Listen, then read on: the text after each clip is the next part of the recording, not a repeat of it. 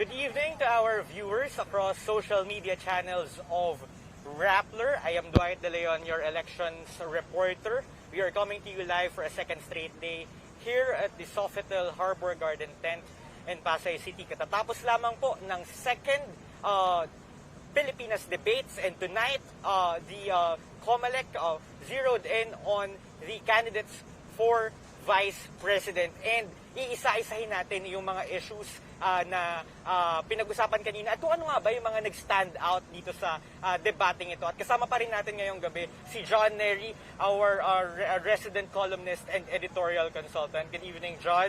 Good evening, Dwight. Yesterday, we talked about the consequences of Ferdinand Marcos Jr. Skipping the debate. Kagabi, matunog yung pangalan niya, and he had no chance to answer the issues raised against him, basically because he was absent. And tonight, another survey frontrunner, his running mate, Sara Duterte Carpio, is also absent.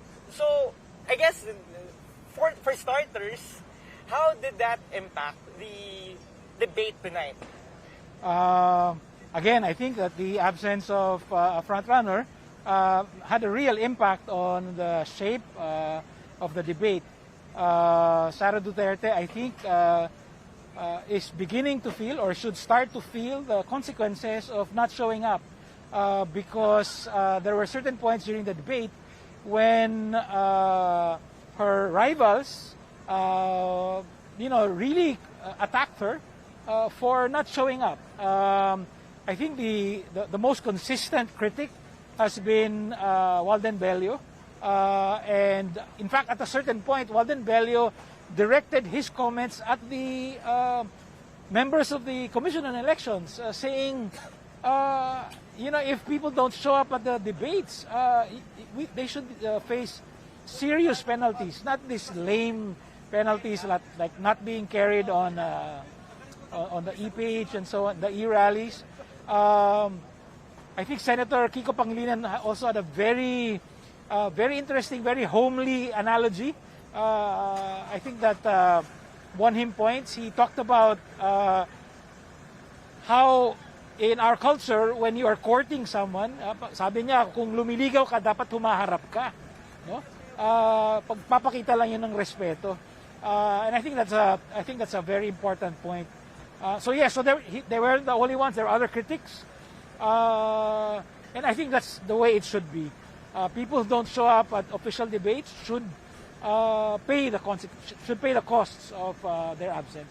Kapag pinapanood siguro nung iba yung debate, of course some of the issues are very complex, and siguro some people might find parts of the debate boring, if that's the term we could use. And of course, itong mga moments na to where they took a jab at, for example, yun nga, Sara Duterte, sort of parang nabuhayan siguro yung ibang viewers natin. Yes. So, before I ask kung ano pa yung mga stand-out moments, siguro I'll be direct, John. Sino ba yung for you nanalo sa debating ito tonight? Well, I can answer that by saying, first of all, who did not win? I was expecting Senate President Tito Soto to do much better than he actually did. Why? Number one, he is within striking distance of Sara Duterte. Number two, we've seen that there is this sudden move for people to coalesce around a common candidate. This was a point raised at the start and then at the end by candidates like Rizalito David. And third, I've seen Senate President Soto preside over the Senate or in press conferences. He is much Charismatic. Much more charismatic in those occasions. I don't really understand what happened. It was just an average performance, I would say. So, would you say that he didn't take advantage of the fact that he already has at least one supporter from that debate stage? That's right. I think he is really hampered by a strategy that he and his running mate, Ping Lacson, agreed on from the very start, which is not to look at other candidates but focus on their campaigns. But now that you have a very dynamic stage of the campaign, he should be much more adaptable Here you have one candidate saying, I'm going to step aside as long as we all unite behind you. Maybe he could have come in and made the case for himself. That he did not, I think, strikes me as a missed opportunity. Okay. So now you said Senate President Vicente Soto III didn't win.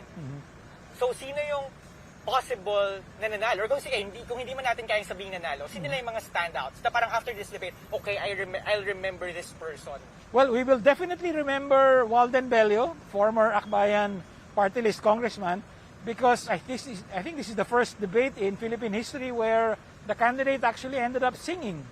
Now, whether you like that or not, whether you think that's a stunt or whether it was called for, I think people will remember that.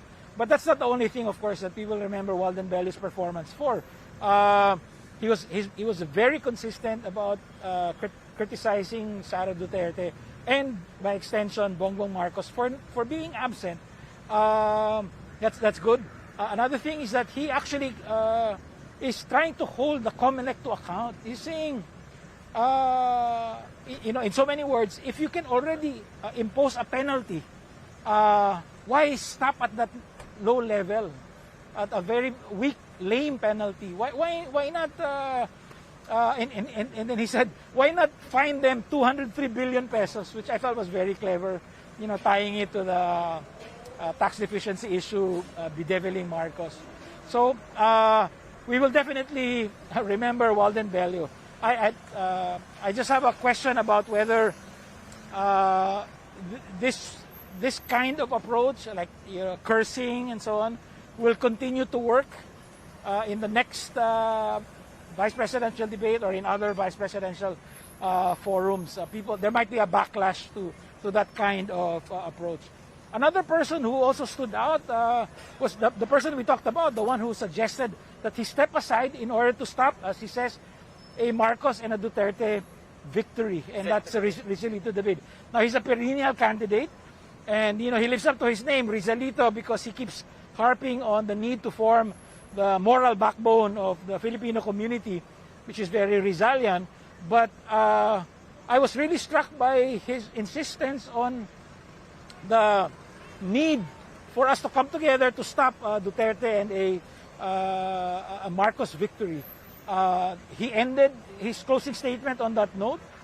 I don't know what he will do next. I don't know what the others will do next. I saw Senate President Tito Soto in an interview after the debate. He doesn't seem to know exactly what the next step is. He said he's flattered and so on, but he didn't want to think about it and so on. So maybe that's something that he has to think about. How will he respond to this unusual offer by a rival to step aside and coalesce behind him in order to stop someone else's victory? Kanina before the debate, nakausap din natin si Rizalito David. Sabi nga niya, maliban din kay Soto, is also willing to endorse the candidacy of Robredo if that is what it will take to stop the return of a Marcos to the Malacanang. So now we're already talking about this. Let's also talk about some other candidates. Yung running mate ni Vice President Lenny Roberto, Senator Kiko Pangilinan. What can you say about his performance tonight? Possibly, he's feeling is probably missing out a bit because ang laki ng nangyayari ngayon sa Pasig, but now he's here. I don't know if his supporters are even watching because everyone's in Pasig. So, what can you say about his performance tonight? Well, he came prepared, and he had a few lines that may have been scripted beforehand. He tried it out before, I think, but like what I said about the thing about courtship, I think that was well done, that was well delivered. Senator Pangilinan is one of those, like Senator Soto, who have spent many years in the Senate. They have a lot of experience, and it shows. Maybe because Soto did not come out and seize the leadership or the mantle of leadership tonight, it's possible to read Pangilinan's performance as actually inching out that of Soto's. I mean, he said all the right things. He was able to defend himself when Bello attacked him for his abstention on the rice tarification law. So there was that good give and take. He came across as very solid. Okay. And I would like to talk to you more. Dito naman sa isa pang kandidato, si Dr. Willie Ong, because he's also one of siguro the major candidates in this race. Ano yung naging performance niya tonight? How will you evaluate that? Oh, I was pleasantly surprised. I was expecting him to be in the Jose Montemayor Jr. mold. But in fact, he was quite sensible. He stuck to his core competencies, for instance, public health and public health. I actually found his approach very sensible. I noted the fact that he kept saying, ako at si Mayor Isko, they was always talking in terms of a tandem. If I'm not mistaken, he was also the first to suggest, from the in answer to the very first question, the need to amend the Constitution in order to have tandem voting. I mean, you vote for President and Vice President at the same time, as it happens in the U.S. And I thought that was a very fruitful discussion.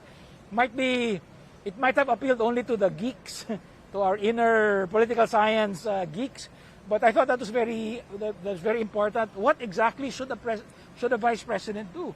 And I thought that from the very start, Willie Ong led the discussion in a very sensible way. Right, kasi every election season you always talk about vice presidents becoming just spare tire once they actually assume the position. So now the Comelec is actually zeroing in on this issue. Kung ano pa yung pwedeng gawin ng vice president when he is actually already in office. Now, John, it's already over. This debate night is already over. Now, with the way you're saying, parang wala tayong clear winner. Is that what you're saying? That's my sense. Of course, that's very personal to me. That's my perspective. Looking at it as an analyst, I don't know whether that will have an impact on the elections. I'm looking at this first as a political theater, but it's actually not only possible, but it has happened before that performances in a vice presidential debate have a real impact on survey standings, and then eventually the election results, like with Ferdinand Marcos Jr. and and Congresswoman Lenny Roberto in 2016. There were two surveys taken at the start and then towards the end of April 2016. And what happened in between was the lone Comelec vice presidential debate, and the terrible performance of Bongbong Marcos, I think, really had an impact on this. Do we have anything like that? Did anything like that happen tonight? I don't think so. There were no spectacular flame-outs. There were no spectacular zingers like Senator Alan Cayetano teasing Bongbong Marcos. Pati ba naman oras ko na nakawin mo, yung mga ganong klase. Walang ganon, ano?